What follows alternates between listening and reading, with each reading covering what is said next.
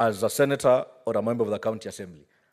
I want to imagine there's no serving governor who would want to seek election into the office of county assembly, but I know many of them who are currently serving their second term.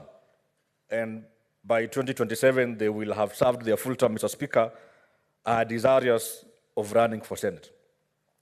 Mr. Speaker, it is time, as a leadership of this great nation, we speak to the reality of accountability and holding various officers in government, in governance structure, accountable.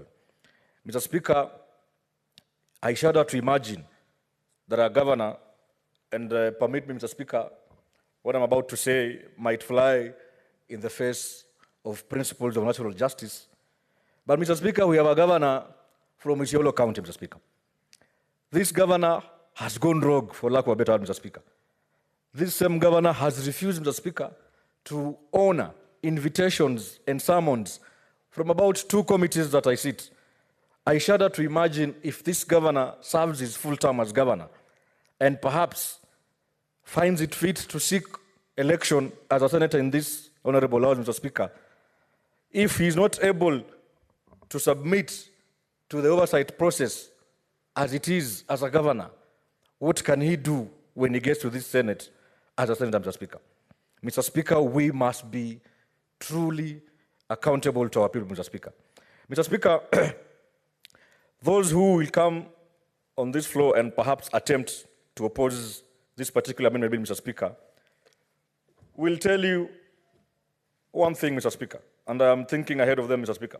They'll come before you waving the Constitution on your face and cite Article 38, Sub-Article 3, Mr. Speaker, and cite Article 27, Mr. Speaker, that speaks about fundamental freedoms, fundamental rights on political freedom and choices, Mr. Speaker.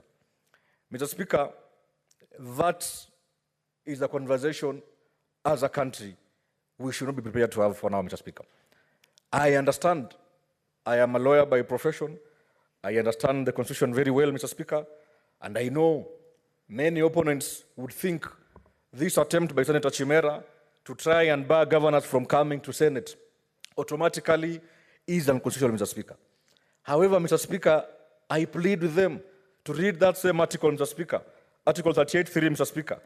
And for the benefit of doubt, perhaps I can read it for them just to stress on what that article says, Mr. Speaker.